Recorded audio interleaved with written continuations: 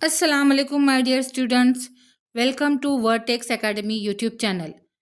ये एक educational YouTube channel है जहां हम उर्दू, मराठी, इंग्लिश मीडियम के फर्स्ट टू 10th के सिलेबस को स्टडी करेंगे। इससे पहले के वीडियो में हमने मराठी के अल्फ़ाबेट्स को पढ़ा है। मराठी के अल्फ़ाबेट्स को हमने पिछले वीडियो में अल्फ़ाबेट यही वर्ड यूज़ किया, लेकिन ये वर्ड तो इंग्लिश का है। तो अल्फ़ाबेट इस वर्ड को मराठी में क्या कहते हैं? मूढ़ाक्षरे।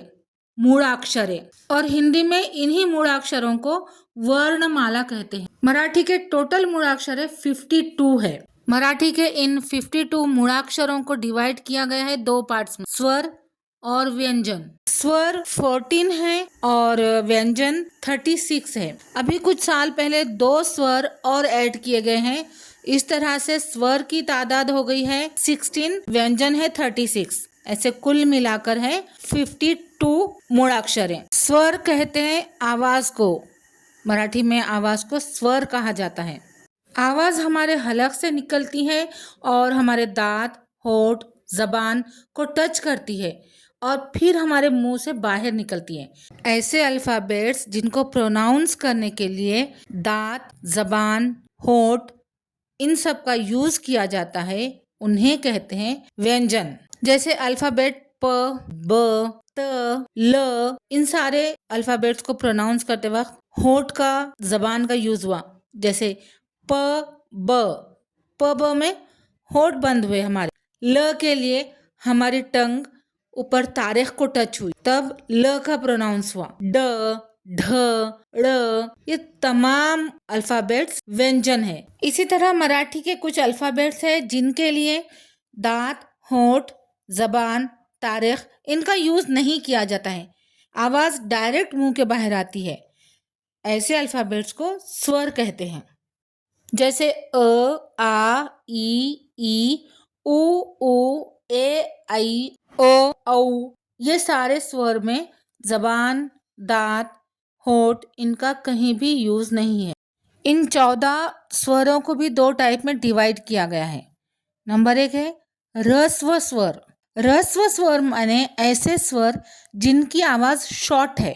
सेकंड है दीर्घ स्वर, माने ऐसे स्वर जिनकी आवाज को थोड़ा सा खींचा जाता है। ये स्वर 2 रूप के हैं, मतलब इन्हें लिखते वक्त अलहदा भी लिखा जा सकता है, यानी कि जैसे वो है वैसे अलग, और जब इन्हें मिलाकर लिखते हैं किसी और व्यंजन के साथ तो इसका एक अलग रूप होता है। पहला स्वर अ है, ये चेंज नहीं होगा। अ की तरह ही प्रोनाउंस करने वाले अल्फ़ाबेट को अ की जगह रखा जाएगा। जैसे कप, क प कप, वजन, व ज न वजन, खत, ख त खत। दूसरा स्वर है आ, ये चेंज होकर खड़ा डंडा बन जाएगा जब ये व्यंजन के साथ लगाया जाएगा। इसका नाम है काना और ये व्यंजन को आ इस तरह की आवाज देगा, जैसे काका, गाय, माला। नेक्स्ट स्वर है ई, ह्रस्व ई, जिसकी आवाज शॉर्ट होती है जैसे ई। इसकी प्लेस पर व्यंजन के लेफ्ट साइड में खड़ा डंडा और व्यंजन के सर पर छतरी लगाई जाती है। ये व्यंजन के साथ मिलकर ई ऐसा ही साउंड करता है। इसका नाम है विलैंटी और चूंकि ये पहली ई का रूप है इसलिए इसे कहते हैं पहली विलैंटी। जैसे चित्र, कविता, पति। नेक्स्ट है दीर्घ ई, इसे खींचकर पढ़ा जाता है। इसका रूप भी विलैंटी ही है, फर्क सिर्फ इतना है कि पहली विलैंटी लेफ्ट साइड से थी और दूसरी विलैंटी व्यंजन के राइट साइड से लगाई जाती है। और ये ई दूसरी है इसलिए इस विलैंटी को दूसरी विलैंटी कहते हैं। फॉर एग्जाम्पल चित्र, जीवन, बख्शिश। अगला स्वर है ऊ, जिसकी प्लेस पर हमें इंग्लिश का 6 लिखना है टेढ़ा करके, और वो भी व्यंजन के नीचे साइड को। ऊ के इस रूप को उकार कहते हैं। चूंकि ये पहला ऊ है इसलिए इसे कहेंगे पहला उकार। ये व्यंजन के साथ मिलकर व्यंजन को ऊ जैसी आवाज देता है। जैसे मराठी शब्द चूक माने के गलती, पुत्र माने बेटा और गुण माने नंबर। अगला स्वर है दीर्घ ऊ, जिसे खींचा जाता है ऊ।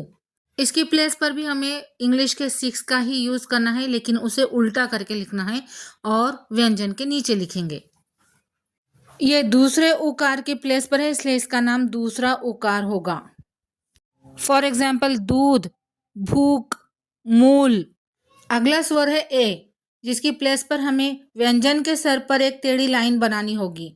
इस लाइन का नाम है मात्रा, और ए की आवाज के लिए एक ही मात्रा यूज की जाती है, इसलिए इसे कहेंगे एक मात्रा।